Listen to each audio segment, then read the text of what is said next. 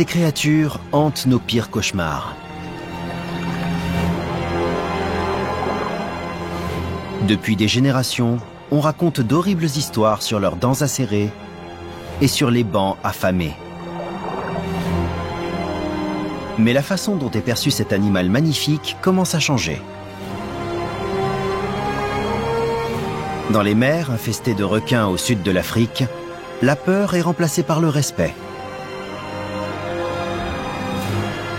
L'obsession de l'homme pour la mer nous fait sortir de notre élément et nous emmène dans celui de ces incroyables chasseurs. Des pionniers ont décidé de consacrer leur vie à vivre en harmonie avec le prédateur le plus redouté de tous.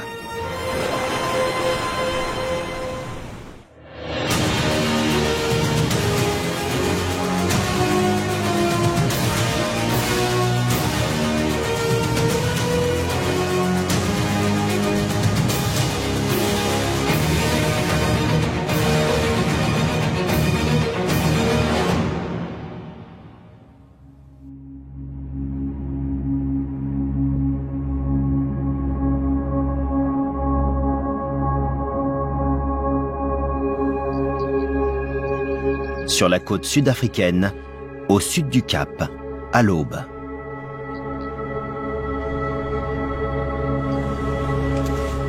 Les gens vont à l'eau dès que le jour est levé.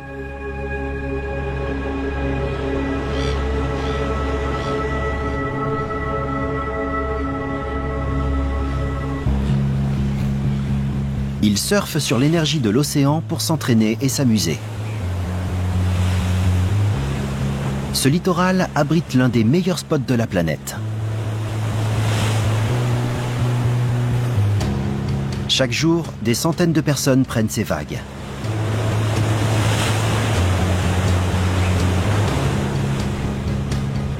Mais c'est un passe-temps extrêmement risqué. En entrant dans l'eau, les surfeurs pénètrent le domaine de l'un des prédateurs les plus anciens et les plus redoutables du monde. En moyenne, les requins attaquent 10 personnes par an autour du globe. Mais moins de 10% de ces attaques sont mortelles.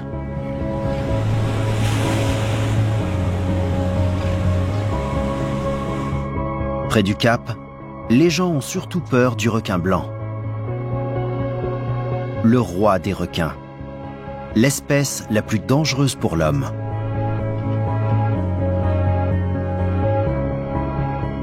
Mais ils sont loin d'être les seuls requins établis sur les côtes du sud de l'Afrique. On en trouve de toutes les formes, et ils vivent très différemment. Des femelles enceintes profitant des eaux chaudes, passant par les bancs imposants et dynamiques, aux brutes déterminées, vivant dans les eaux troubles. Pendant des siècles, ces incroyables créatures ont instigué la peur chez les hommes. Les histoires en ont fait d'horribles mangeurs d'hommes, invisibles et à l'affût juste sous la surface.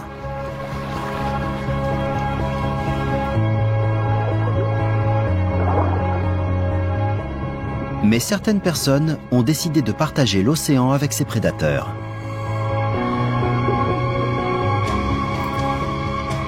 Cela passe par assurer la protection des autres, à dépasser sa peur en plongeant au milieu des requins,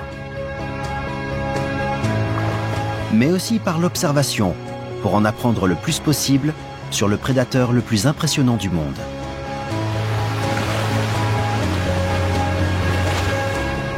Les habitants de cette côte ont décidé de se consacrer à éveiller les esprits, autant ceux des sauveteurs que ceux des prédateurs.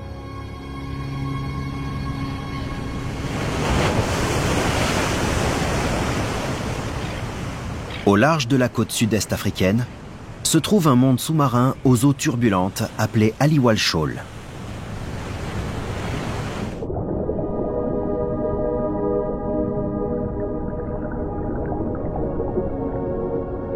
Ici, les dunes de sable fossilisées forment de profonds récifs.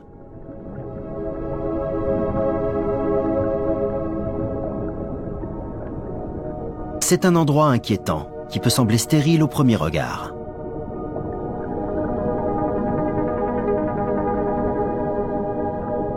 Mais les récifs attirent de nombreuses formes de vie très diverses. Parmi ceux qui visitent cette zone, on retrouve certains des requins les plus sociables de la côte.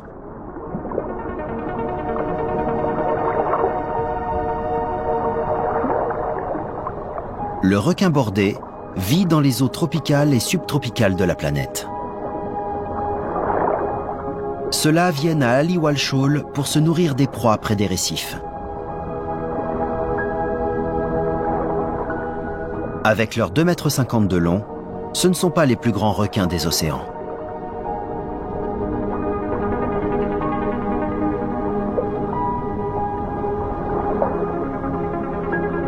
Ils sont particulièrement actifs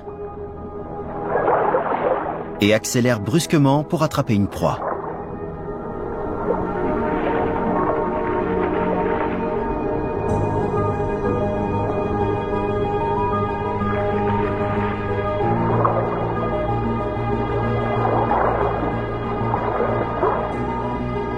Les corps profilés des requins bordés sont parfaits pour fendre l'eau.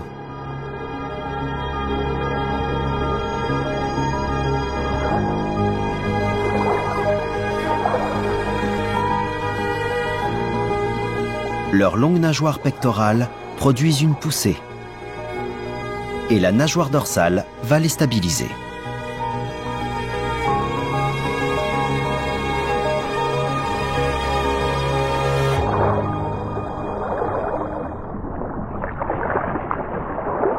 Aujourd'hui, l'odeur d'huile de poisson a causé un important rassemblement de requins bordés. Ils ont été appâtés.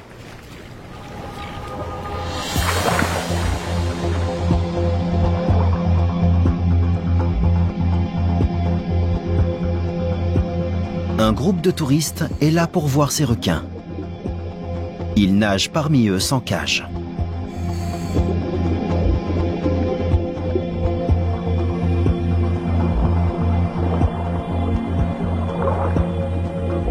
La chercheuse et guide Jessica Escobar est la première dans l'eau.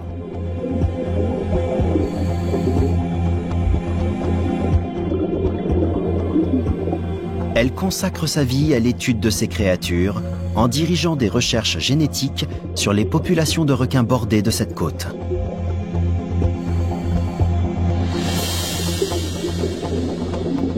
Elle conduit ses visites pour que les gens en apprennent plus sur les requins.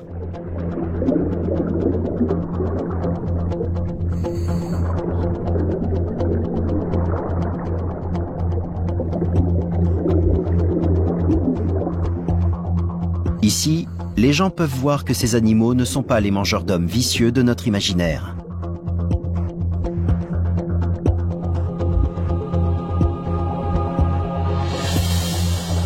Les experts pensent que si les requins attaquent l'homme, c'est la plupart du temps par curiosité ou parce qu'ils nous confondent avec des proies, comme des phoques.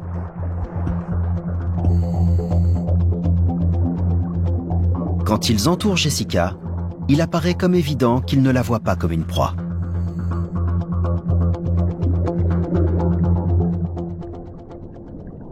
D'ailleurs, ce serait plutôt aux requins d'avoir peur de nous.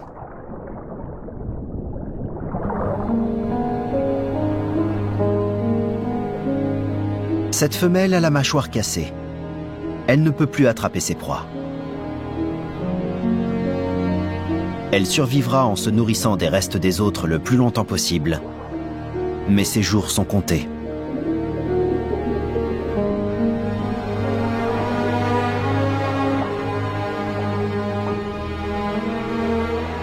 Sa blessure a dû être causée par des pêcheurs.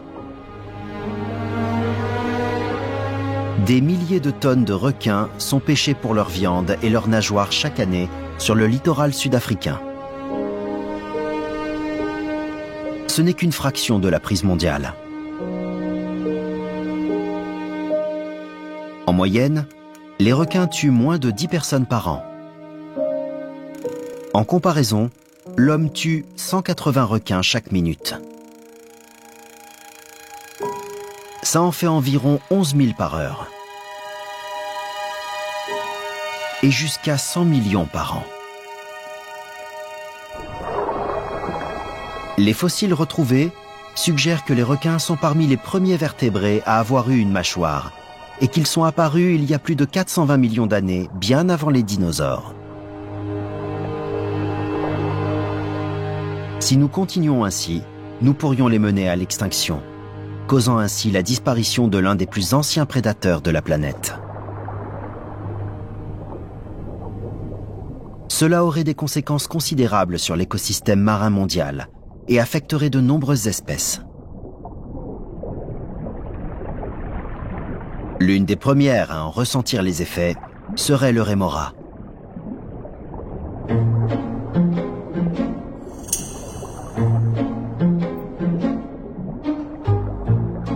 Ces poissons sont ceux qui ont développé la relation la plus étroite avec les requins. Les rémoras se fixent aux requins en utilisant une ventouse qu'ils ont sur la tête.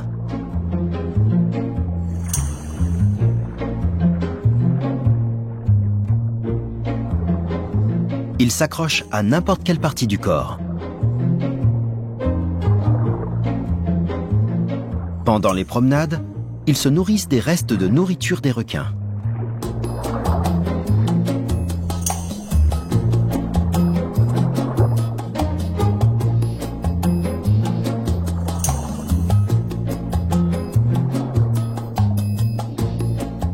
Ce ne sont pas que des pique-assiettes. Ils se nourrissent aussi des parasites sur la peau des requins.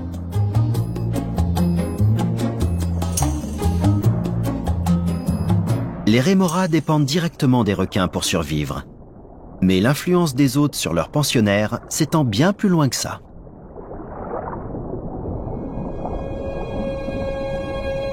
Le plus grand prédateur des océans joue un rôle crucial dans l'équilibre de la chaîne alimentaire marine. Les conséquences dramatiques de la réduction de la population des requins pourraient conduire à la destruction de nombreux écosystèmes marins. Les récifs coralliens souffriraient certainement de leur disparition. Sur la côte sud-africaine, à environ 350 km d'Aliwal Shoal, se trouve la baie de Sodwana.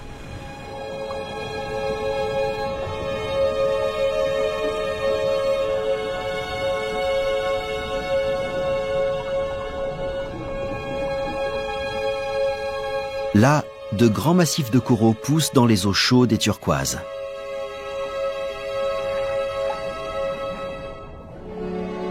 Ces massifs sont la base d'un monde grouillant de vie.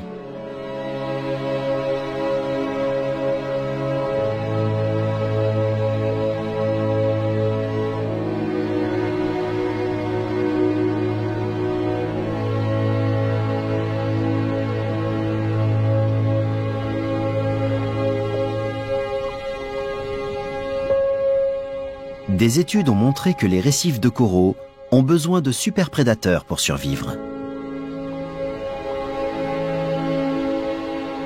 Les requins se nourrissent de plus petits prédateurs, comme ces morues de roche, contrôlant ainsi leur nombre.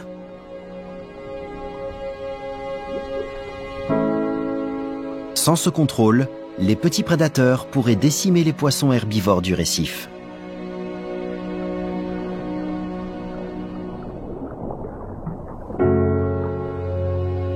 Ces poissons sont cruciaux pour le récif. Ils mangent les algues qui autrement grossiraient et étoufferaient le corail avant de le tuer. Sans les requins au sommet de la chaîne alimentaire, tout ce système naturel pourrait s'effondrer.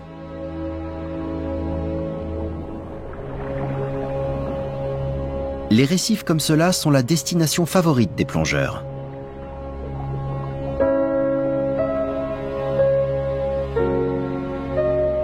Alors, pour continuer à en profiter, il est crucial de protéger les requins qui équilibrent le système.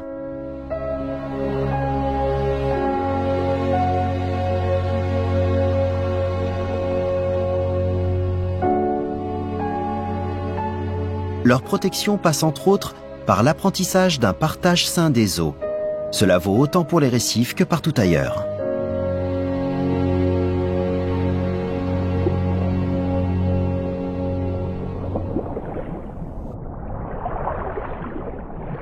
Ce requin corail de 2 mètres de long est bien connu pour son tempérament méfiant. Il a tendance à effrayer les plongeurs.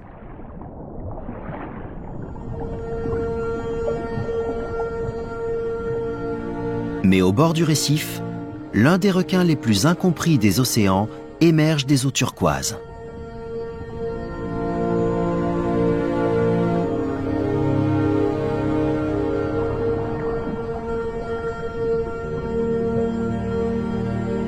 Chaque été, des femelles requins-taureaux pleines se regroupent en petit nombre dans ce bassin sableux. Ces requins sont bien connus des locaux qui les ont longtemps craints à cause de l'aspect féroce de leur gueule. Pourtant, ils sont généralement calmes et ne deviennent agressifs que s'ils sont provoqués.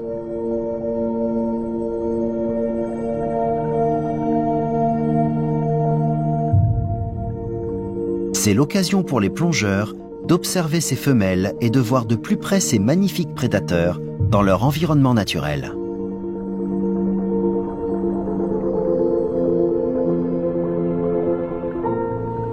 Les requins-taureaux passent la gestation dans les eaux chaudes de Sodwana.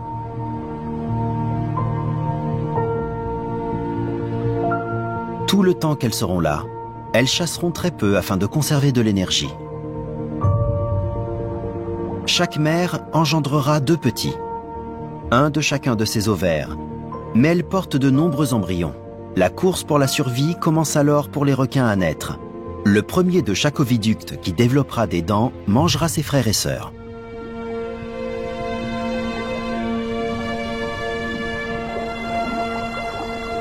À ce moment-là, les ovaires de la mère contiennent jusqu'à 9 kg d'œufs non fécondés qui vont nourrir les petits affamés.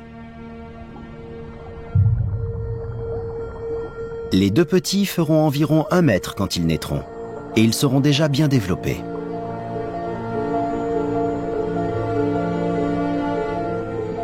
Contrairement à certains poissons qui abandonnent des milliers d'œufs non développés, la reproduction des requins privilégie la qualité à la quantité. Cette gueule grande ouverte peut être terrifiante, mais il n'y a que peu de danger. Pendant qu'elles se reposent dans ces eaux, les mères mangent si peu que des algues poussent sur leurs dents.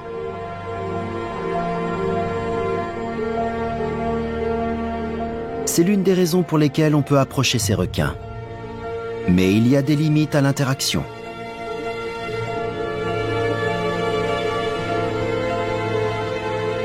Les touristes doivent suivre des règles strictes. Il y a par exemple une restriction sur le nombre de plongeurs et sur la longueur des palmes. C'est un exemple fantastique de comment les humains peuvent apprendre à interagir avec les requins d'une manière sûre, à la fois pour l'homme et la bête.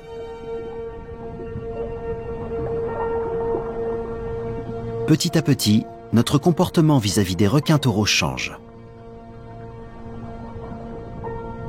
Cependant, tous les requins ne souffrent pas d'une mauvaise réputation.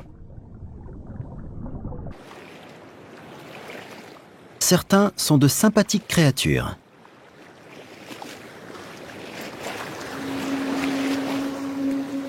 D'ailleurs, l'un de ces requins est très apprécié pour son incroyable capacité d'interaction.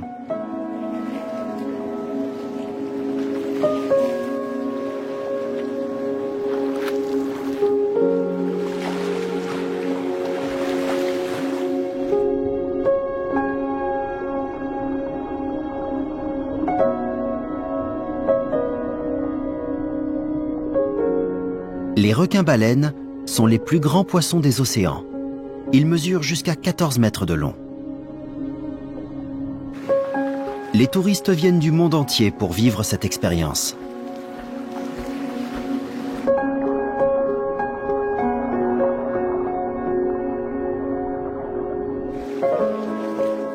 Ici, sur l'île de Mafia, au large de la côte tanzanienne, même ce jeune requin attire des admirateurs. Il est absolument inoffensif. Contrairement à leurs féroces cousins, les requins-baleines sont suspensivores. Pour manger, Ils nagent la gueule grande ouverte et aspirent le plancton et les petits poissons de l'eau.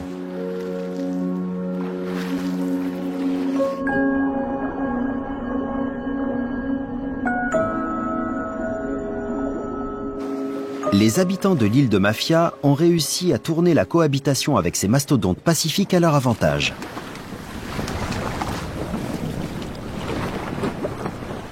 Pour eux, la pêche est un mode de vie.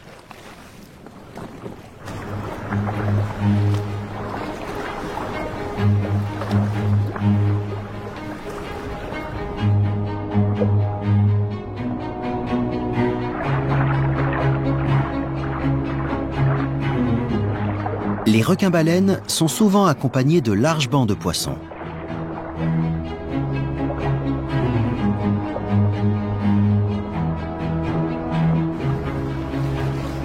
Quand les pêcheurs remarquent des requins à la surface, ils lancent d'immenses filets pour encercler ces bancs.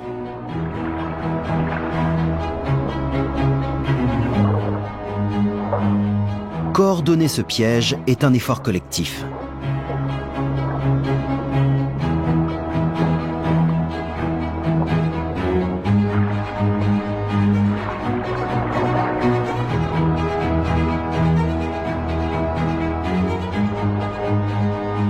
Ces énormes filets encerclent et piègent aussi les requins.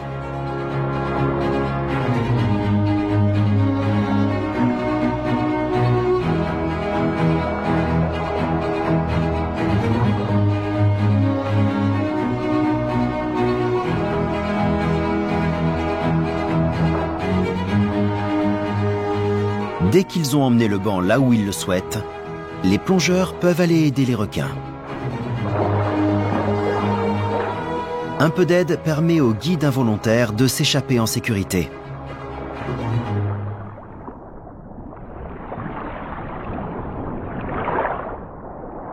Là, l'homme et le requin nagent côte à côte et se nourrissent tous deux grâce aux eaux riches et chaudes.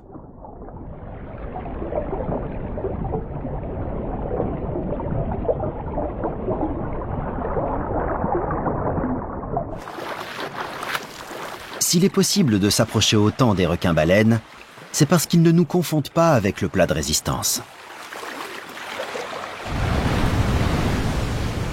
Mais en ce qui concerne les requins prédateurs, il vaut mieux en avoir peur et les respecter.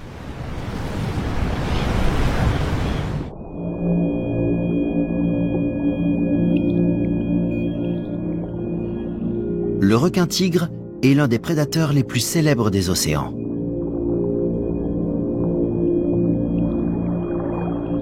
Ce requin est un opportuniste.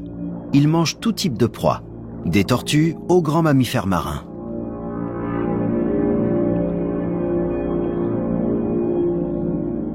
Grâce à leur museau carré qui n'entrave pas la prise des proies et à des dents particulièrement acérées, les requins-tigres peuvent déchiqueter les os et les coquilles.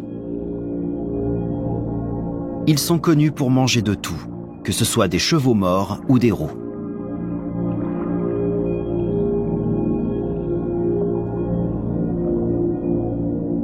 Cela pourrait expliquer pourquoi les requins-tigres sont parmi les 3 requins les plus mortels.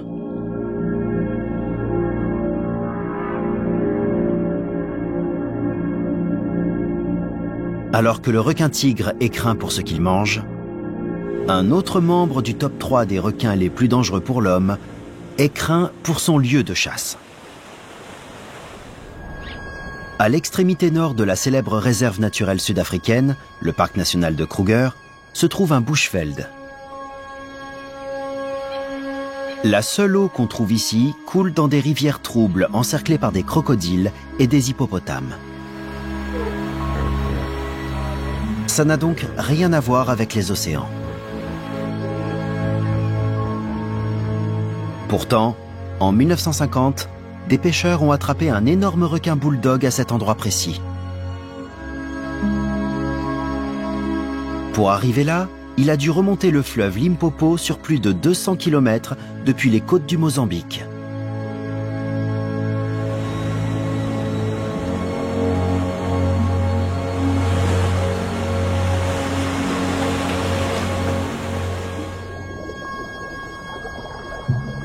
Les requins bulldogs peuvent vivre en eau douce et en eau salée, grâce à leur capacité à contrôler le taux de sel de leur corps.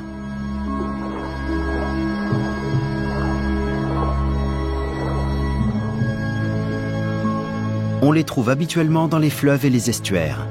Ils chassent souvent dans les eaux troubles, où les fleuves chargés de sédiments se jettent dans la mer.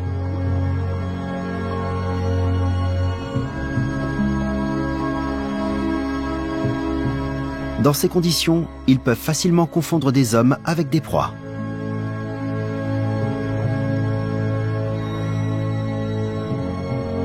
Ils peuvent mesurer 4 mètres et proportionnellement à cette taille, ils ont la morsure la plus puissante de tous les requins.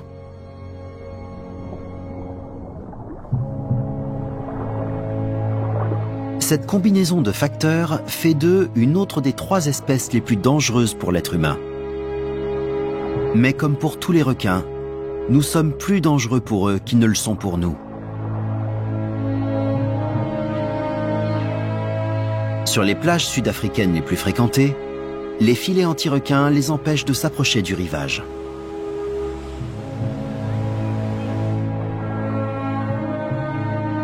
Ils sont conçus pour protéger les gens.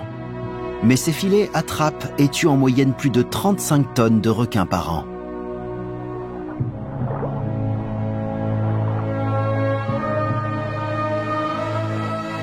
Peu d'entre eux ont la chance de s'en échapper.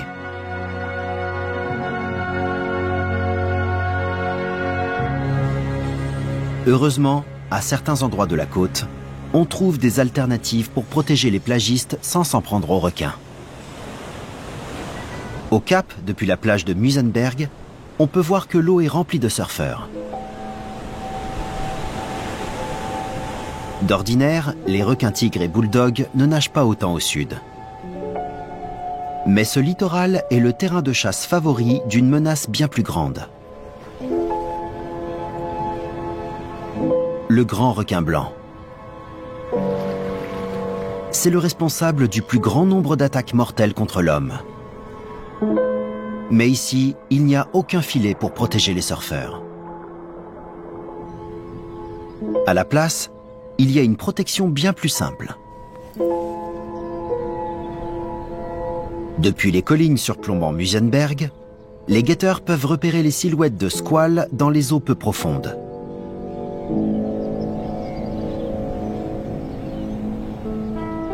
Ils font des rapports réguliers à la plage par radio.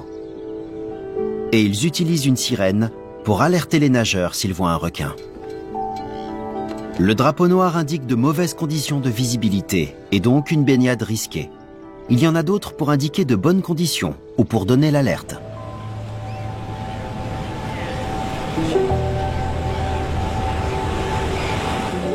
Les guetteurs de requins observent 4 plages différentes 365 jours par an. Ils en couvrent 4 autres pendant la haute saison. Il n'y a eu qu'une seule attaque à Muizenberg depuis le lancement du programme en 2004. Elle a eu lieu un jour de mauvaise visibilité.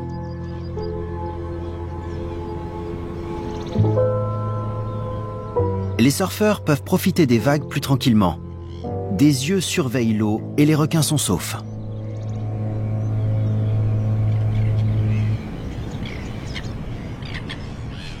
C'est une initiative importante. Les eaux qui entourent le cap abritent un très grand nombre de grands requins blancs.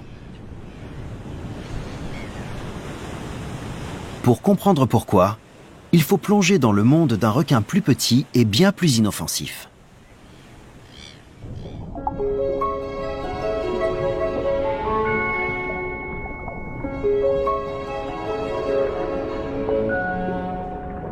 Le Haploblepharus edwardsi est endémique à l'Afrique du Sud.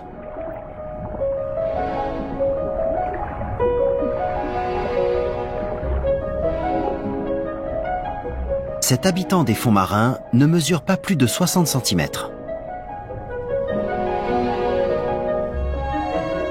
Il est surnommé le heurtant, en référence à l'un des serpents les plus dangereux d'Afrique du Sud, la vipère heurtante.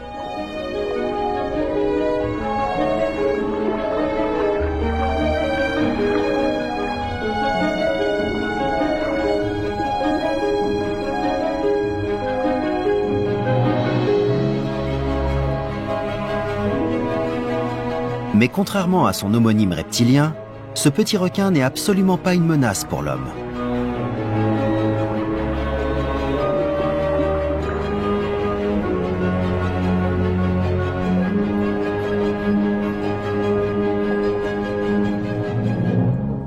La nuit, il se nourrit de poissons, de calamars et de crustacés.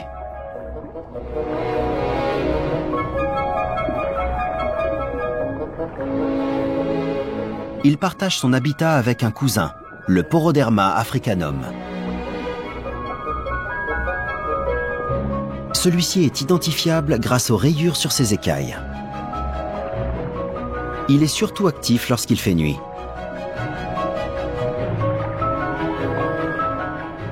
La journée, il se prélasse au fond de la mer et bouge de façon léthargique.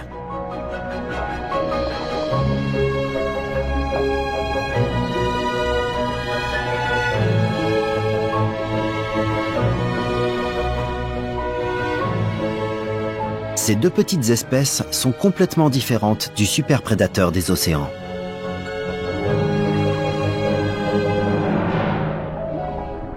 Mais leur habitat nous montre qu'il y a assez de vie dans ces eaux pour nourrir un prédateur affamé.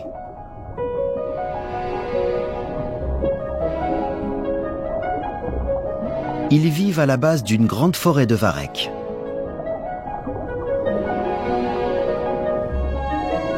Ces immenses plantes marines peuvent mesurer jusqu'à 12 mètres grâce à une bonne luminosité.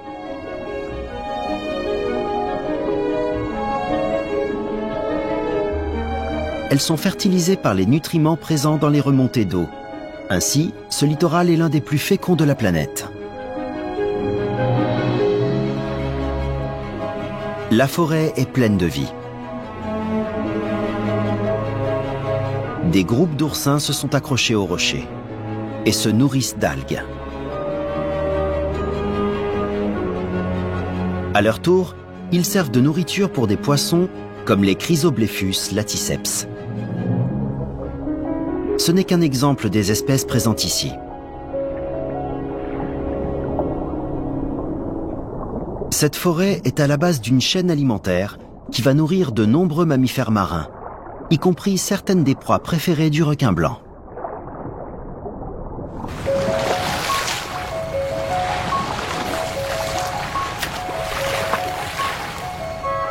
Un banc de dauphins nage dans les eaux de la baie de Falls à l'est du Cap. Ces animaux gracieux sautent dans les airs avec aisance.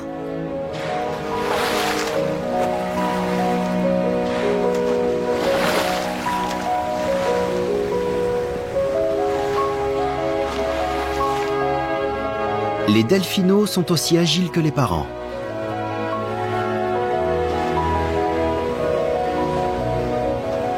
Les jeunes ne quittent pas leur mère un seul instant. Ils seraient une proie facile pour le requin blanc.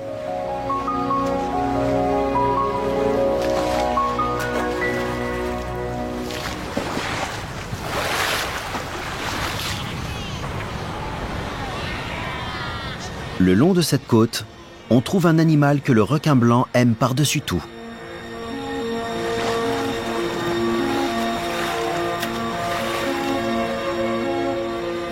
L'otarie d'Afrique du Sud. L'été, les otaries à fourrure d'Afrique du Sud viennent former des colonies sur le littoral.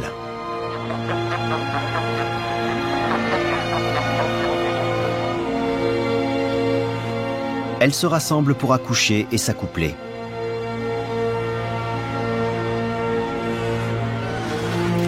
Au début de l'hiver, les jeunes apprennent à nager et tentent d'aller pour la première fois en eau libre.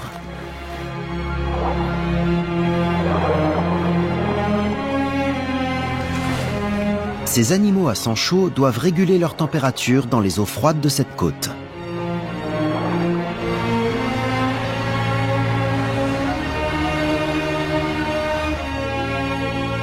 Pour cela, ils comptent en partie sur leur épaisse fourrure, mais également sur une réserve de graisse. Cette graisse est très calorique. C'est une excellente source d'énergie pour ce poids lourd des eaux.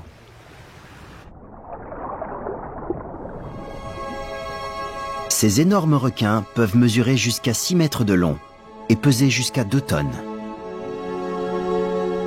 Leur imposante musculature leur permet de faire des accélérations à 50 km/h.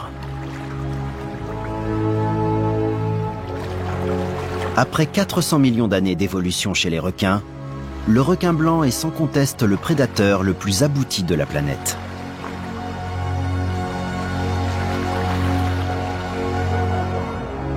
Ils font partie des prédateurs marins capables d'augmenter et conserver la chaleur de leurs muscles de propulsion. Ils peuvent aussi nager plus vite et produire plus d'énergie. Pour nourrir leurs muscles en oxygène, ils ont de très grosses branchies et un taux d'oxygène dans le sang élevé.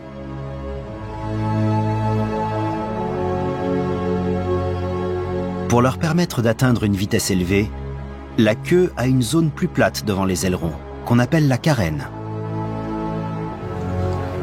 Elle sert à réduire les turbulences quand le requin fait des accélérations.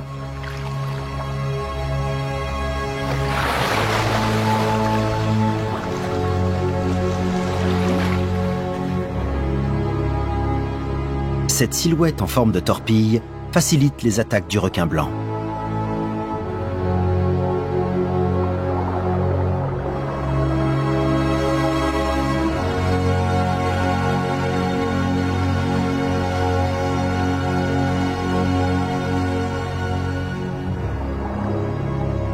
On ignore encore énormément de choses sur eux.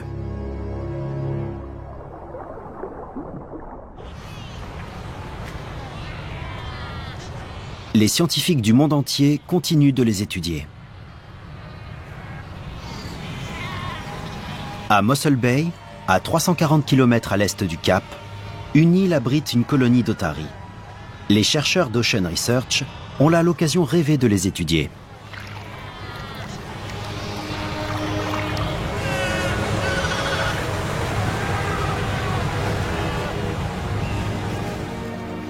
Les jeunes otaries doivent traverser un canal pour accéder à l'océan, qui se trouve être également le terrain de chasse du requin blanc. L'équipe attire les requins avec des appâts pour pouvoir photographier chaque nageoire dorsale qui dépasse de l'eau.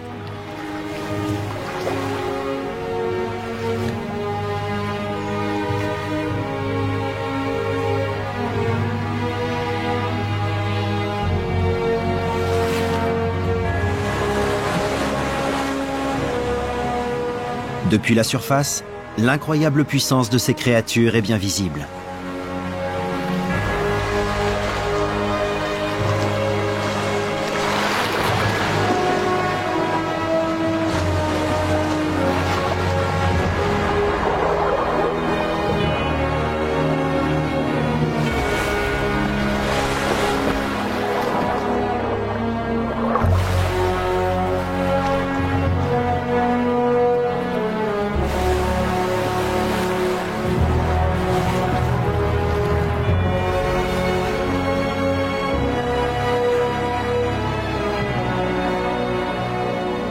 Pour éviter que les requins associent les bateaux avec de la nourriture, on retire l'appât au dernier moment.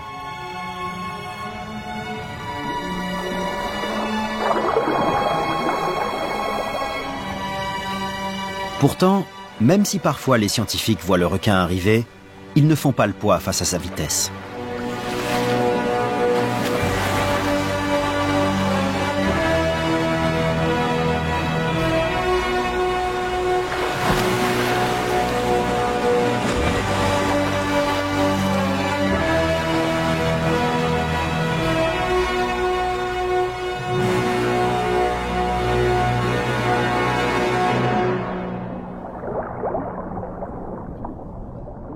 Une fois qu'ils ont recensé chaque individu pour leur étude, l'équipe installe des appâts autour d'un capteur de force qui mesurera la morsure du requin.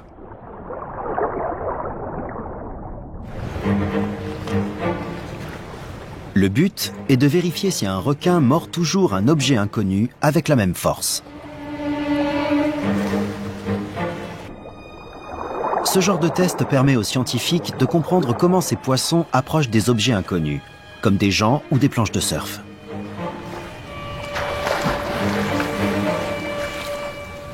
Avec tous les requins qui se rassemblent ici, Ils ont aussi la chance d'observer ce qu'il se passe quand ces prédateurs, d'ordinaire solitaires, interagissent.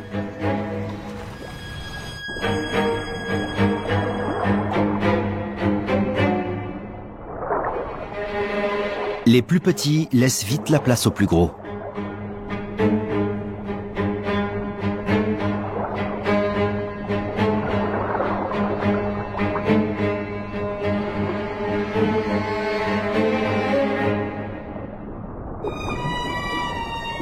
On comprend facilement les risques de traîner près d'un requin blanc.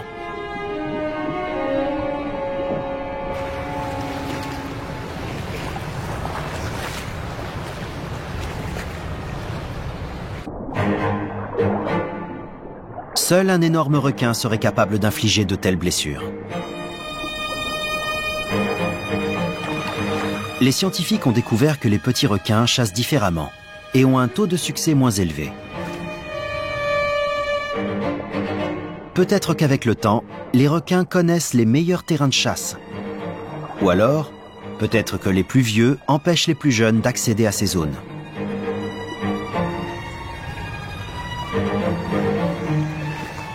Quelle qu'en soit la cause, les plus gros requins ont droit aux meilleures proies.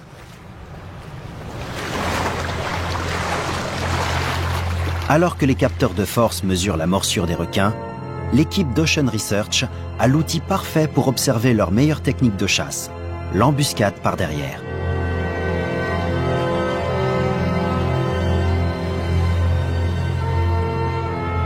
Ils ont attaché un leurre derrière le bateau.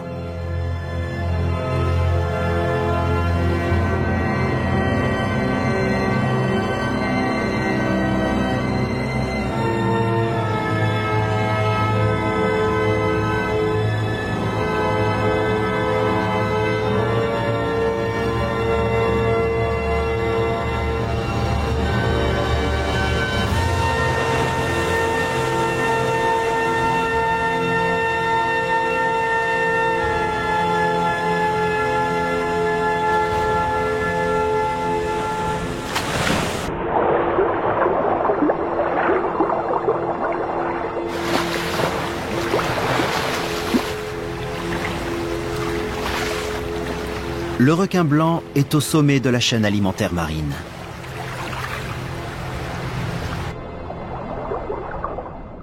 Mais aucun requin ne considère l'homme comme une proie.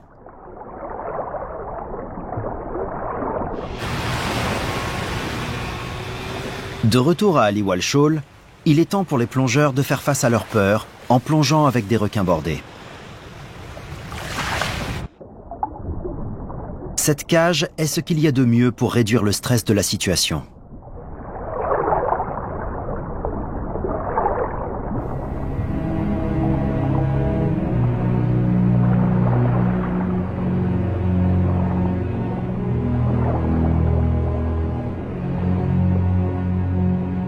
Une fois qu'ils sont à l'aise, les plongeurs quittent la cage pour se mêler directement aux requins.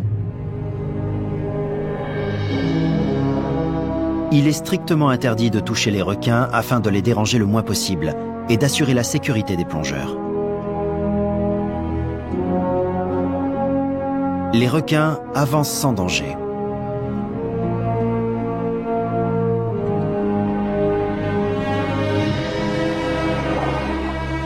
La plupart des gens ne voient des requins qu'à la télévision, avec des bruitages menaçants. Mais dans l'eau, il y a de l'espoir. L'espoir que les bruits de l'océan couvriront la musique des films d'horreur dans la tête des touristes.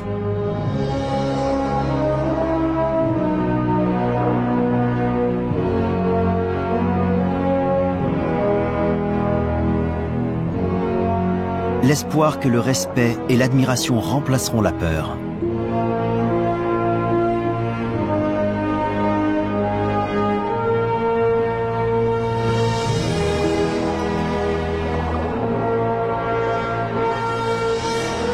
Et l'espoir qu'en apprenant plus sur les requins et sur leur rôle crucial dans l'équilibre de l'écosystème marin, nous en ferons plus pour les protéger.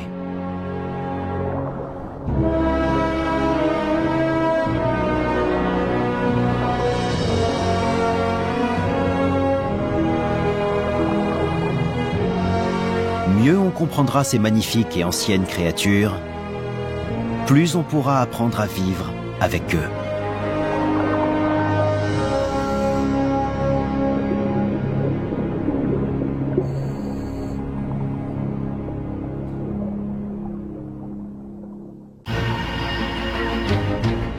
L'Afrique. Un continent qui déborde de vie. La variété de ses paysages permet à une faune et une flore incroyables de se développer. Si certaines espèces sont déjà bien connues de tous, tapis dans l'ombre, il existe également une grande diversité de reptiles que nous voyons rarement.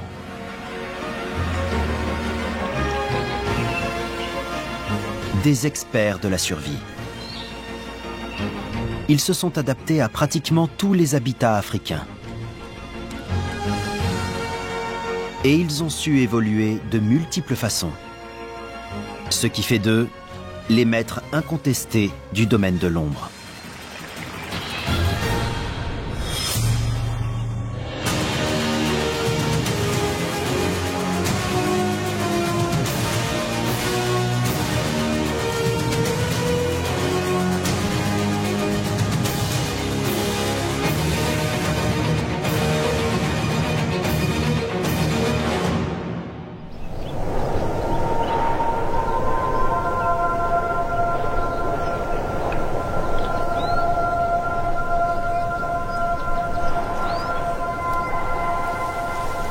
Un frais matin d'automne se lève sur la côte du sud-est de l'Afrique.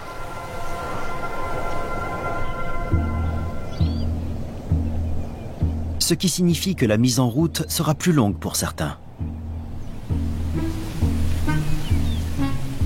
Un varan profite des premiers rayons du soleil pour se réchauffer.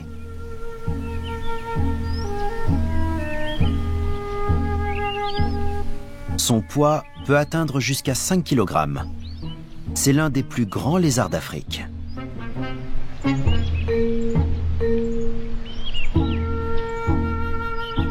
Contrairement aux oiseaux et aux mammifères, la température corporelle des reptiles varie avec celle de leur environnement.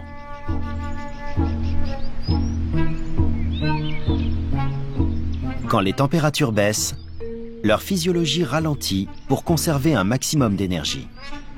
Cela affecte tout leur organisme.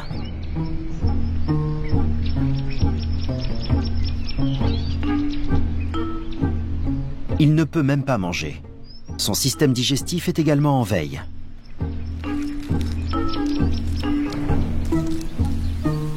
Il étale son corps sur la pierre et il savoure la chaleur qui s'en dégage en attendant que le soleil lui apporte l'énergie dont il a besoin.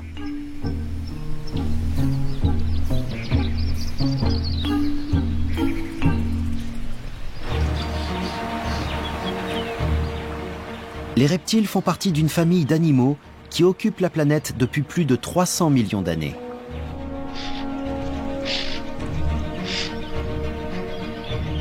Ils font partie des premiers vertébrés qui se sont reproduits hors de l'eau.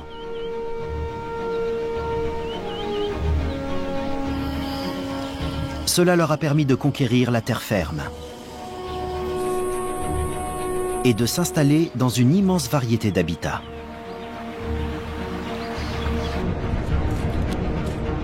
Que ce soit dans les déserts brûlants, dans les forêts tropicales ou en montagne, ces incroyables reptiles sont partout. Les plus nombreux d'entre eux sont les saurophidiens, qui regroupent les serpents et les lézards. Mais la différence entre les deux n'est pas aussi évidente qu'on pourrait le croire. Les agamas, les caméléons, les geckos, les varans et les cinques sont tous des lézards. Et ces cinq dépourvus de pattes en sont également, bien qu'ils ressemblent à des serpents. Même les serpents descendent de lézards qui ont perdu leurs pattes. Les serpents et les lézards ont chacun évolué dans des directions différentes, Et ils ont ainsi donné le jour à des innovations biologiques absolument uniques au monde.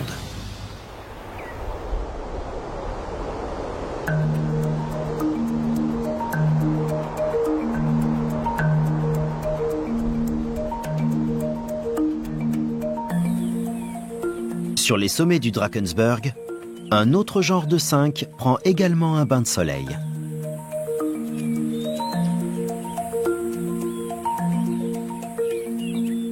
Ils ressemblent aux lézards que l'on peut trouver dans nos jardins. Leur physionomie est composée d'une tête, d'un corps recouvert d'écailles, d'une queue et de 4 pattes.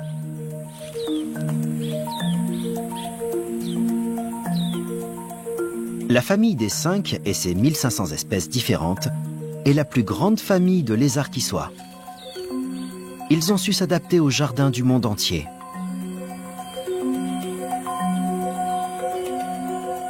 Bien que les lézards aient une structure corporelle semblable à celle de la plupart des reptiles, ils comptent une diversité d'espèces absolument fascinante.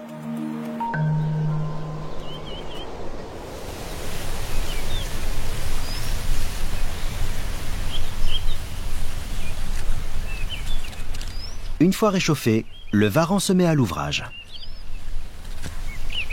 Il a emmagasiné assez de chaleur. Il est à présent temps de remédier à la faim qui le guette.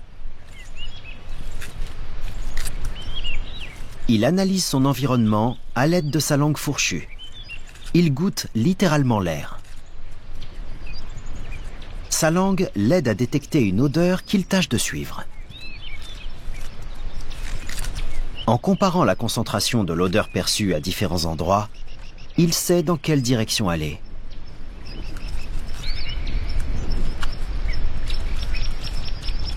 Peu de lézards sont pourvus d'une langue bifide.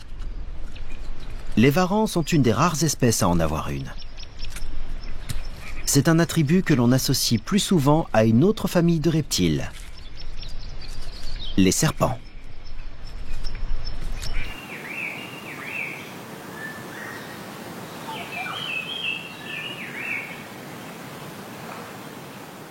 Dans les forêts de feuillus du sud de l'Afrique, un serpent peu connu chasse également ses proies à l'aide de sa langue bifide.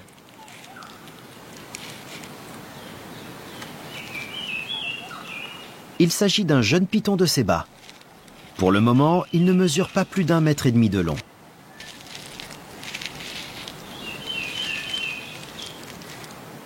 Mais il commence à peine sa croissance. Une fois adultes, ils atteignent jusqu'à 6 mètres de long, voire plus. C'est l'un des plus grands serpents au monde. Il explore les arbres à la recherche d'oiseaux et de rongeurs. Mais il s'intéressera progressivement à de plus grosses proies, telles que les roussettes, les singes et même les antilopes. Il utilise son corps puissant pour se hisser dans les branches.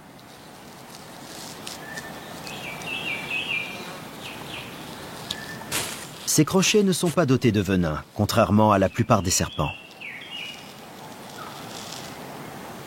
C'est un constricteur. Il se sert de son corps pour étrangler sa proie en s'enroulant autour d'elle et en la serrant. Il resserre sa prise à chaque expiration de sa victime, écrasant sa cage thoracique et l'empêchant ainsi d'inspirer. Finalement, la proie meurt d'un arrêt cardiaque. Les pythons de Séba viennent d'une lignée très ancienne et sont des parents éloignés des boas d'Amérique du Sud. Mais les serpents ont un jour été des lézards, et ce spécimen porte encore des traces bien visibles de son ascendance. Pour qui sait où chercher? On distingue des saillies osseuses de chaque côté de son cloaque. Ce sont les vestiges de ses pattes arrière. Son squelette porte encore les traces de sa ceinture pelvienne et de son fémur. Ces saillies sont généralement plus longues chez les mâles, et ils s'en servent pendant l'accouplement. Mais ces vestiges de ceinture pelvienne ne semblent pas avoir de fonction quelle qu'elle soit. Comme le coccyx chez l'homme, il s'agit d'un reliquat qui témoigne de son évolution.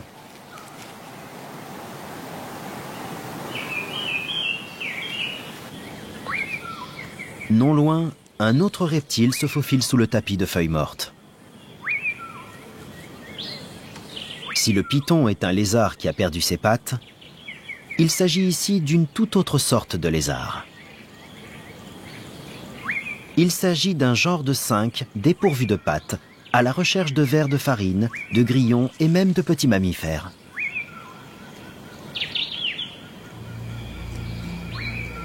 Mais il n'est pas le seul à chasser. L'Amblyodipsas et le cinq sont tous les deux assez grands.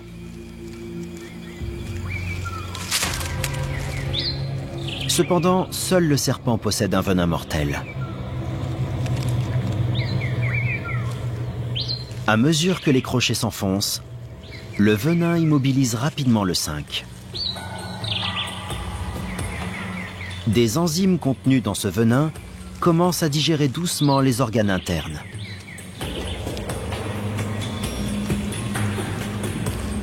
Le serpent doit avaler sa proie en commençant par la tête. Plus facile à dire qu'à faire. Il n'a que ses crochets pour l'aider à mettre sa victime dans le bon sens.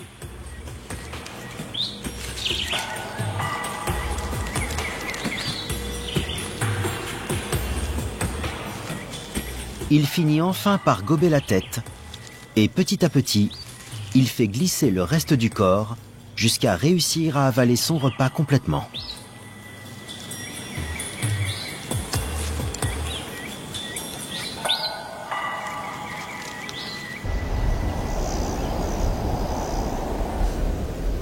Il y a 300 millions d'années, les lézards et les serpents ont été parmi les premiers à quitter le monde aquatique et de nouveaux défis les attendaient sur la terre ferme.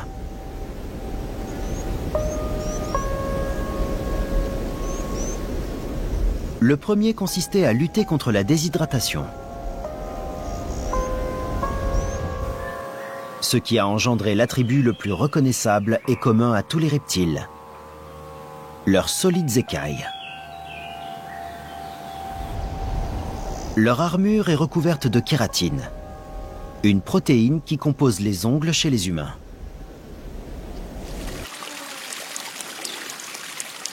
Détail important, elle rend leur peau imperméable. Ce facteur était essentiel pour que les lézards et les serpents puissent s'établir dans une grande variété d'environnements.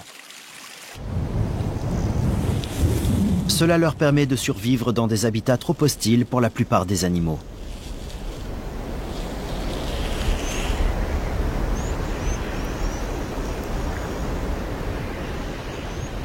Aucun n'est plus inhospitalier que le désert de Namibie sur la côte ouest de l'Afrique.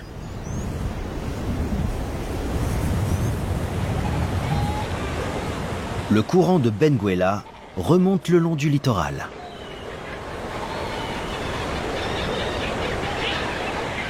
Il est glacé, mais porteur de vie.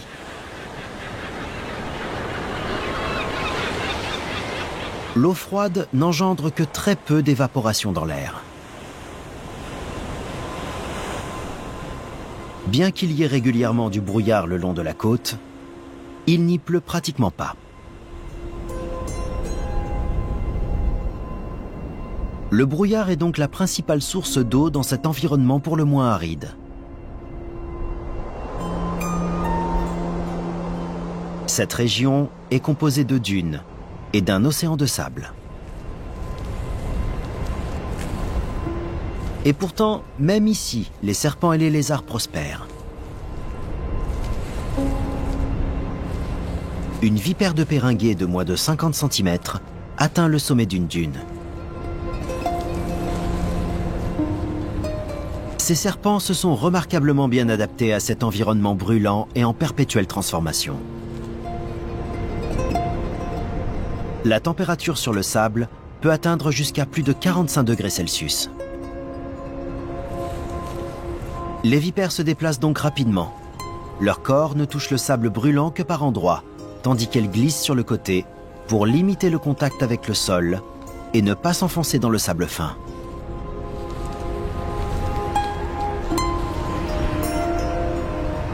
Vivre dans les dunes présente cependant ses avantages.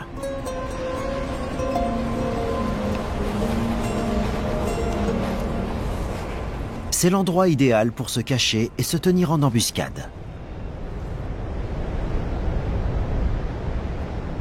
Seule sa langue pourrait trahir sa présence.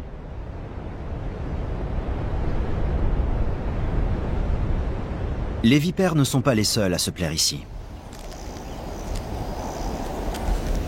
Ce caméléon du désert est à la recherche de coléoptères. Sa peau est parfaitement adaptée pour supporter des températures aussi élevées.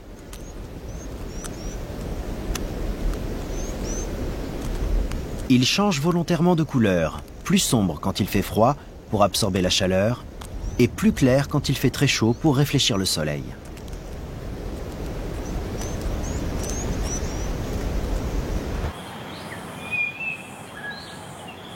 Mais la peau des reptiles ne leur sert pas uniquement à supporter la chaleur.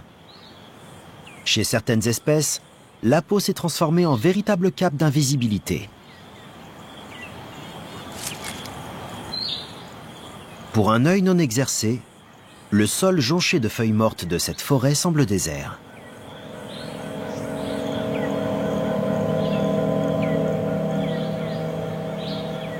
Une pupille se distingue entre les feuilles.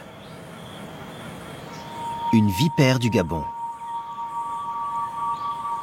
Cette experte du camouflage est l'un des serpents les plus venimeux au monde, avec des crochets de 4 cm.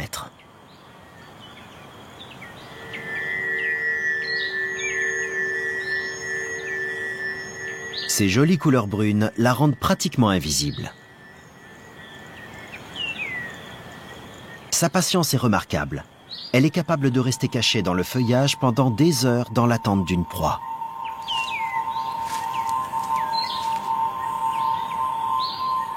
Des souris, des grenouilles, des oiseaux, des petites antilopes et même des singes sont ses cibles. Mais l'élément de surprise est capital.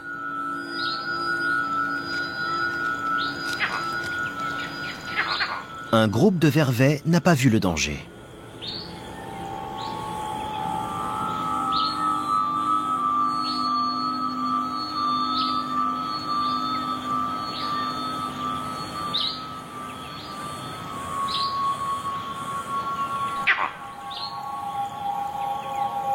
La vipère reste immobile,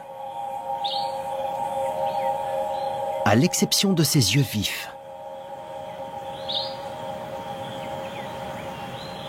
Mais les vervets restent prudents.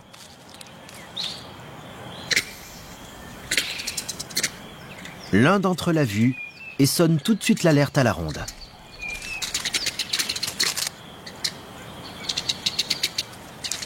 Tous les singes prennent alors leur distance.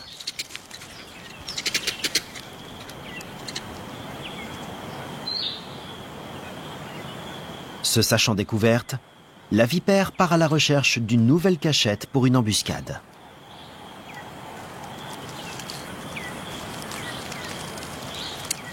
Mais elle n'est pas la seule experte en camouflage. De nombreux lézards maîtrisent très bien cet art également.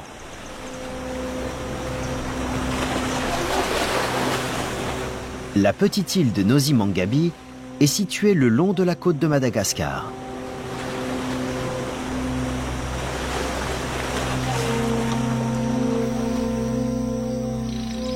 Madagascar est la 3e plus grande île au monde et son isolement rend sans aucun doute sa biodiversité unique en son genre.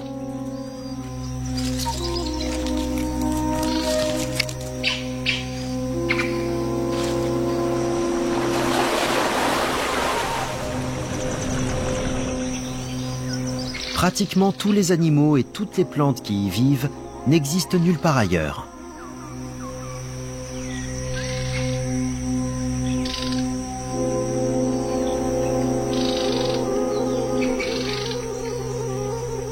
Et c'est au cœur des forêts tropicales de cette île que l'on peut observer l'un des plus grands maîtres du camouflage à l'œuvre. Le gecko satanique à queue de feuille. Comme la plupart des geckos, il est uniquement actif la nuit. Dans la journée, il cherche en général une bonne cachette où il est invisible, parfaitement immobile.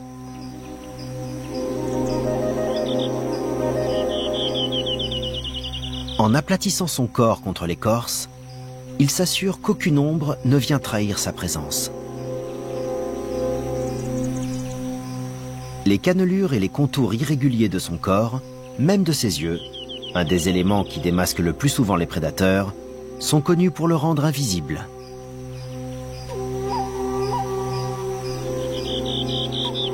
Il est facile de passer inaperçu quand on a le bon déguisement. Pour les animaux qui doivent partir à la recherche de leur proie, c'est nettement plus compliqué.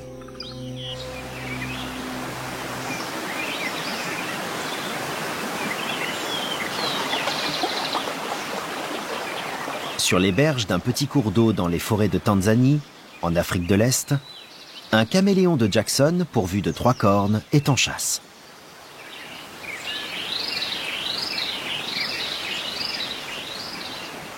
Il existe dans cette région plusieurs espèces de caméléons dont la tête est dotée de 3 cornes pointues.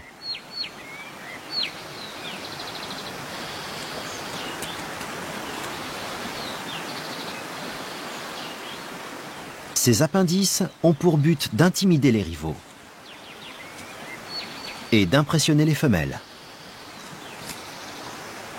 La taille est importante. Plus ces cornes sont grandes, plus c'est un mâle dominant.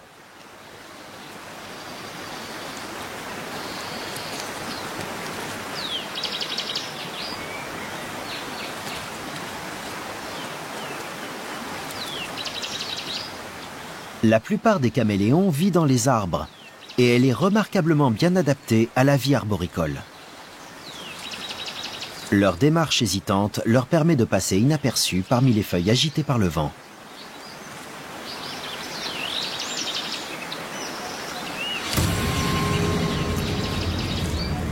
Ce qui en fait de redoutables prédateurs.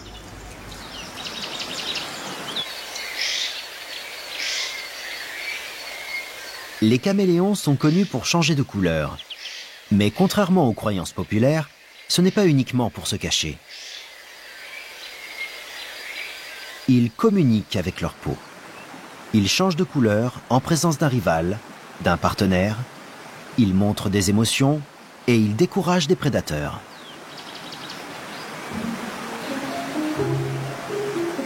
En aval, une femelle caméléon Triocéros deremensis se sert d'une liane pour rejoindre l'autre berge.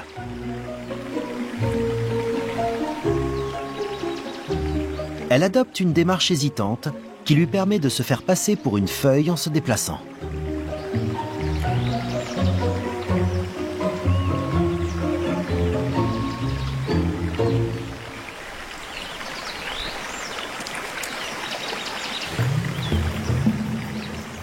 Mais un autre reptile arboricole est également sorti chasser. Une couleuvre verte. Un caméléon juteux serait parfait.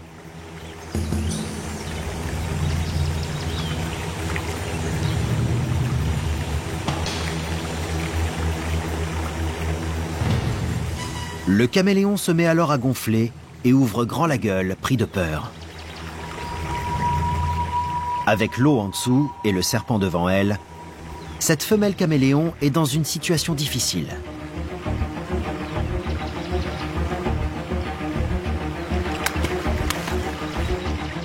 Elle choisit le cours d'eau. Il valait mieux prendre le risque de se jeter à l'eau que d'hésiter plus longtemps. Les caméléons ne sont pas bons nageurs, mais elle est encore gonflée d'effroi, ce qui lui donne une meilleure flottabilité.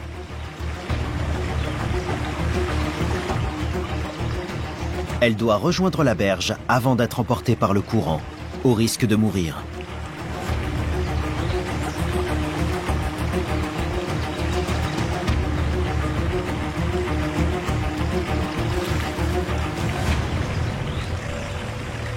Elle est sauvée.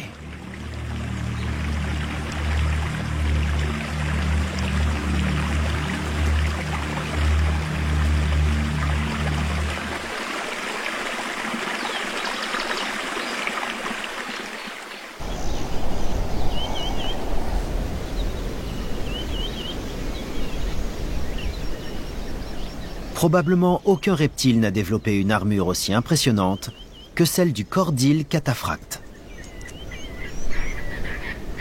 Ils ne peuvent peut-être pas changer de couleur, mais ils savent parfaitement se protéger.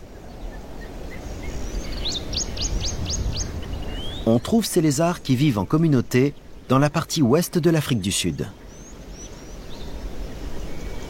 30 spécimens ou plus peuvent partager le même gros rocher. Et ils se nourrissent des insectes qui passent. Mais les chasseurs peuvent à leur tour être chassés.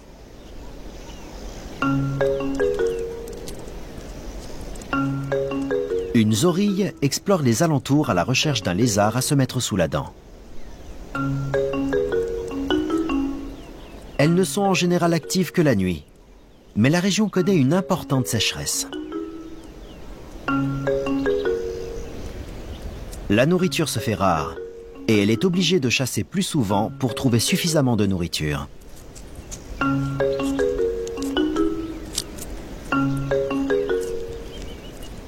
Ses longues griffes l'aident à creuser les fissures de rochers.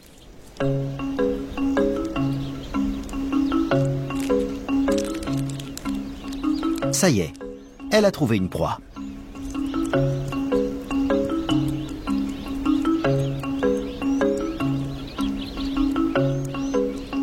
Mais cette fois, elle est tombée sur un os.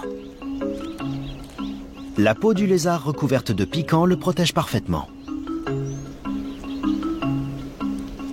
Il s'est enroulé en boule pour se défendre.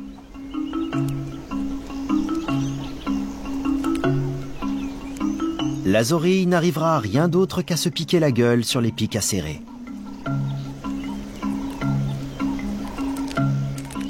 Malgré ses tentatives, elle ne parvient pas à percer les défenses du lézard. Entre deux essais, le cordyle se déroule pour tenter de s'échapper. La zorille ne s'avoue pas facilement vaincue.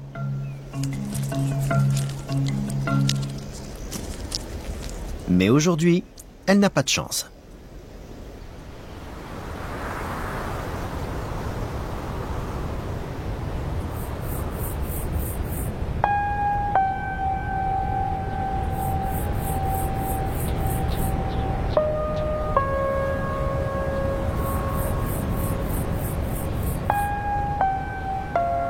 La peau résistante des serpents et des lézards les protège. Mais elle a tout de même un inconvénient majeur. La plupart d'entre eux ne perdent pas leur peau morte régulièrement comme les mammifères. Ils doivent donc muer à mesure qu'ils grandissent, et ils renouvellent toute leur peau en une seule fois. Dans le désert de Namibie, ce Chondrodactylus anguilliferme, de la famille des geckos, est en pleine mue. Son ancienne peau se détache de son corps en fines pellicules.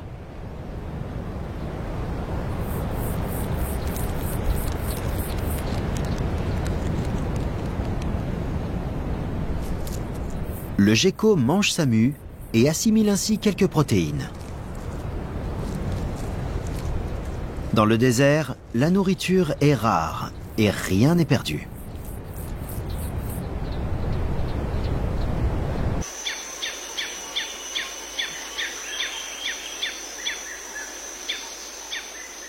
Dans les forêts luxuriantes d'Afrique orientale, les ressources sont plus abondantes.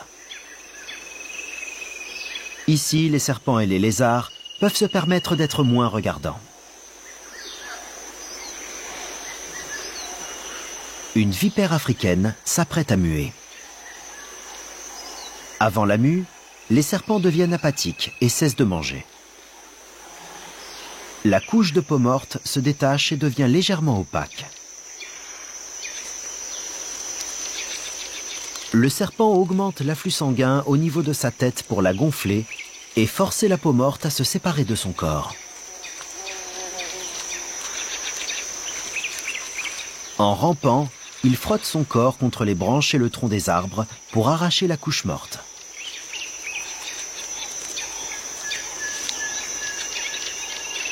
Une fois qu'il a commencé, il se débarrasse progressivement de son ancien habit et met à jour une nouvelle armure d'écaille flambant neuve.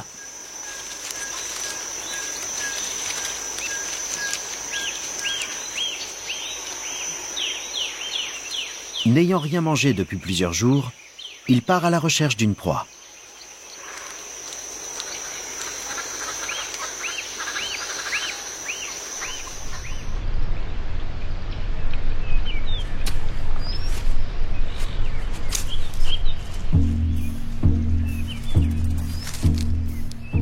C'est le début d'après-midi, et le varan a lui aussi fini par repérer un repas potentiel. Un nid de caille.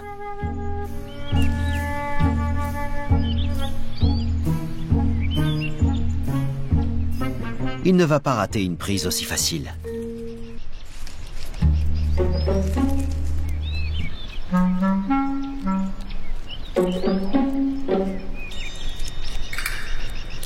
Les œufs sont riches en nutriments et sont le repas préféré de nombreux reptiles. De plus, ils présentent moins de danger qu'une proie vivante.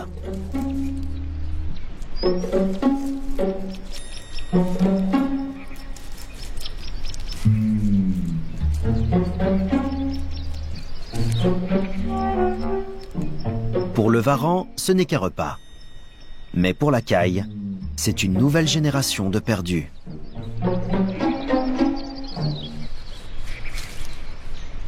Les serpents et les lézards qui chassent activement leur proie se servent de leur sens très développé pour les débusquer. Les lézards ont généralement une bonne vue. Mais les caméléons sont certainement les mieux dotés de tous, avec leurs yeux proéminents.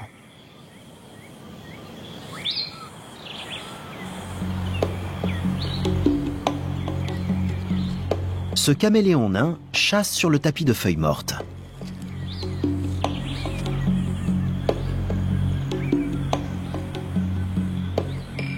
C'est l'une des plus petites espèces de caméléons. Les adultes mesurent moins de 10 cm. Ses yeux sont orientables indépendamment. Cela lui permet de chercher une proie potentielle devant lui, tout en surveillant les menaces alentour et même derrière lui.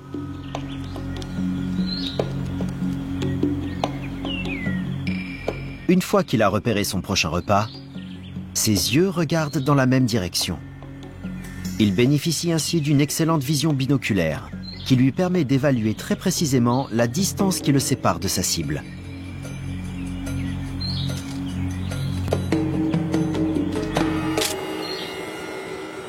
Son tir est très précis. L'extrémité de la langue est recouverte d'un mucus gluant qui se colle sur la proie avant de la ramener dans sa bouche.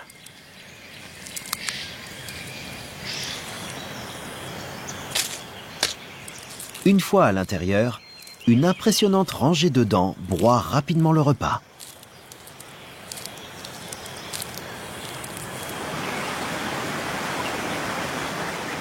Alors qu'une bonne vue est importante pour la plupart des lézards, les serpents, eux, dépendent nettement plus de leur odorat, mais pas dans le sens où nous l'entendons nous.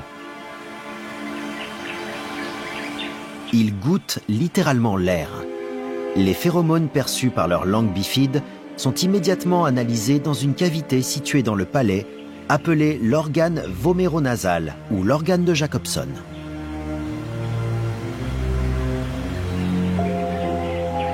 De nombreux mammifères sont également capables de goûter l'air, notamment certains primates, mais pas les humains.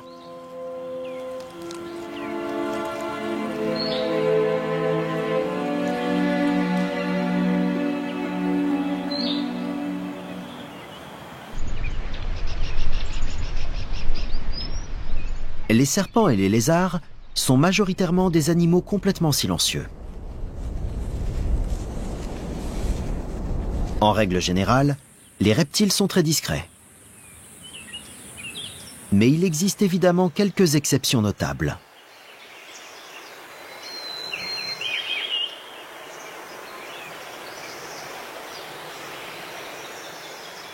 Quand un serpent siffle, c'est généralement sa façon d'indiquer aux intrus de ne pas approcher.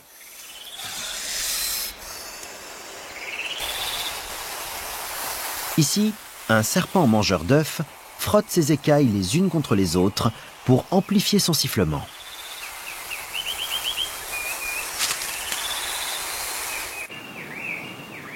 Autrement, la majorité des reptiles est lugubrement silencieuse.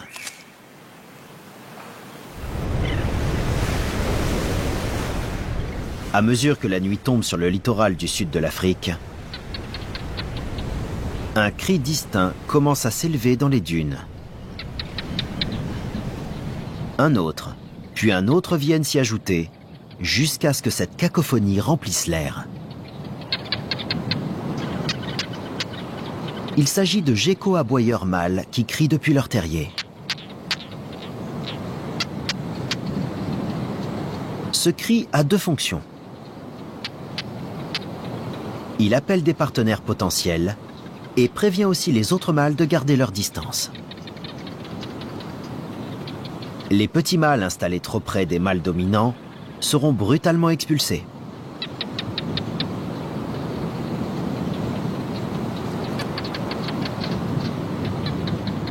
Entre deux appels, ils se précipitent hors de leur terrier pour attraper des insectes. Ils mangent une grande variété d'insectes et d'autres invertébrés. Les termites sont leurs préférés.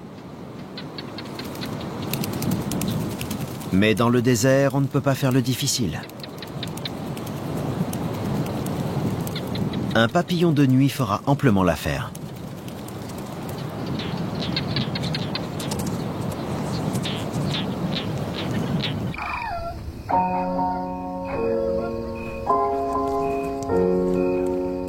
Plus au sud, un gecko chasse également.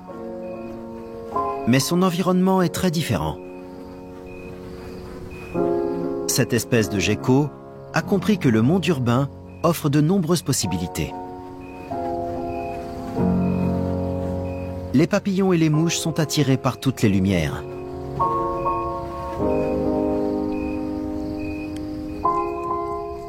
Les geckos sont de formidables grimpeurs et ils se sont facilement adaptés aux surfaces lisses. Leur capacité à adhérer aux parois est réellement impressionnante. Les pans de verre verticaux ne les rebutent pas.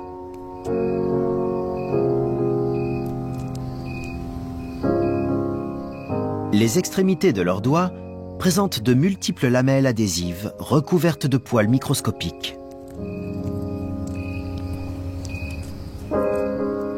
Ils sont tellement fins qu'ils collent aux parois avec des forces incroyables, similaires à celles qui maintiennent les structures moléculaires. Bien que cette caractéristique de leur évolution soit apparue bien avant les constructions humaines, ces reptiles font bon usage de leur talent d'acrobate dans le monde urbain dans lequel ils progressent.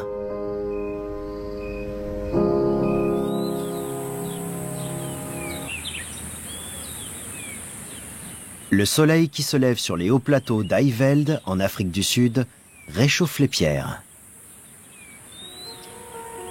et réveille la bête qui sommeille.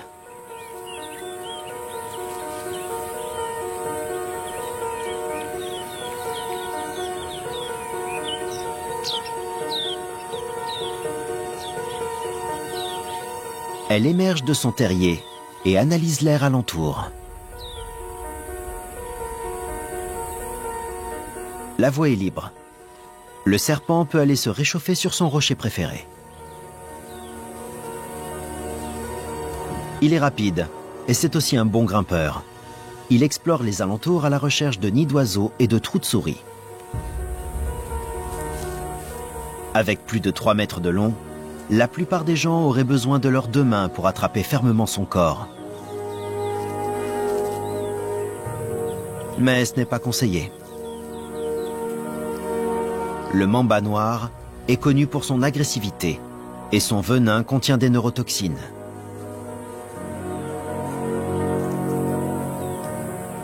La morsure d'un individu de cette taille provoquerait un arrêt cardiaque chez un adulte en l'espace de 45 minutes. Sans antivenin, leur morsure est presque toujours mortelle. Comme pour tous les serpents venimeux, le venin produit par leurs glandes salivaires est le résultat de leur évolution pour les aider à chasser. Si le venin semble être une arme superflue, il sert en réalité à maîtriser les victimes aussi rapidement que possible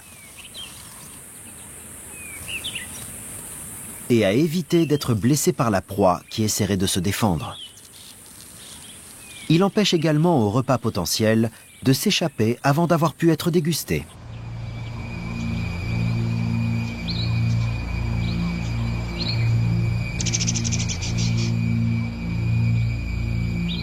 Mais le venin ne leur sert pas seulement à attaquer.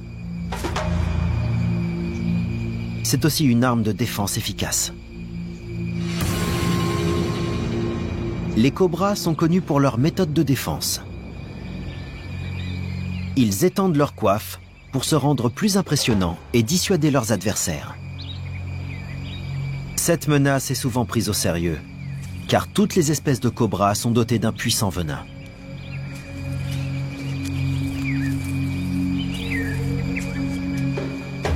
Et s'ils se sentent acculés, ils n'ont pas peur de passer à l'attaque. Ils injectent alors leur puissant cocktail dans la chair de leurs victimes grâce à leurs crochets. Ils sont craints dans le monde entier.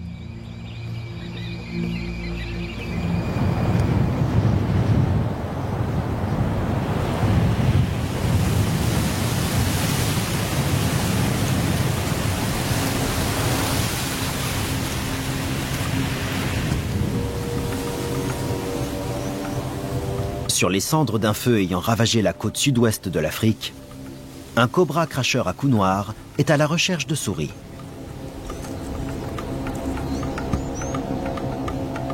Mais un troupeau d'oryx broute l'herbe tout près. Peu de végétation ayant échappé aux flammes dévastatrices, tous les animaux cherchent de la nourriture aux mêmes endroits. Les chemins du serpent et des oryx sont donc contraints de se croiser. Les oryx sont de trop grosses proies pour lui. C'est la plus grande espèce de gazelle d'Afrique. Et le cobra doit faire attention à ne pas se faire piétiner.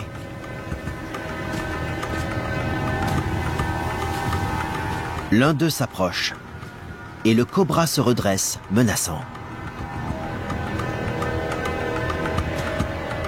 Il peut non seulement inoculer son redoutable venin à ses victimes à l'aide de ses crochets, mais il est également capable de le projeter à plus d'1 mètre.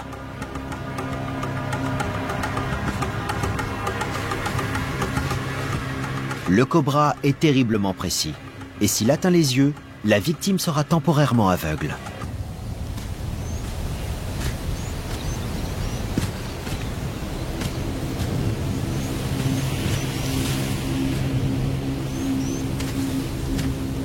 Inconscients du danger, les oryx continuent de paître.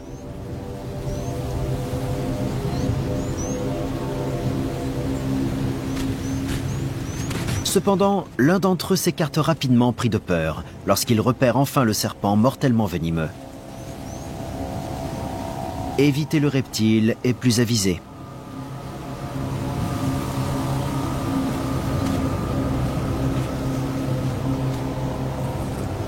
Le cobra peut continuer d'explorer les alentours en paix.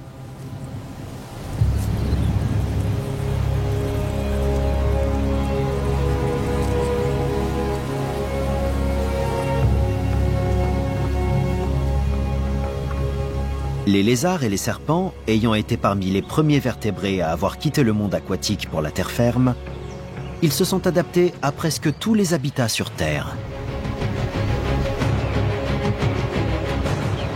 Loin d'être des monstres guettant dans l'ombre, ils sont les princes des canopées, les seigneurs des montagnes et les sultans du désert. Cette famille a su évoluer pour donner le jour à l'un des groupes d'animaux les plus variés au monde. De simples lézards de jardin, des dragons à langue bifide, des soldats en armure, des maîtres du déguisement et des cobras cracheurs de venin. Les lézards et les serpents d'Afrique ont évolué de multiples façons pour mieux s'adapter à leur environnement. Mais ils sont tous les incroyables reptiles d'Afrique.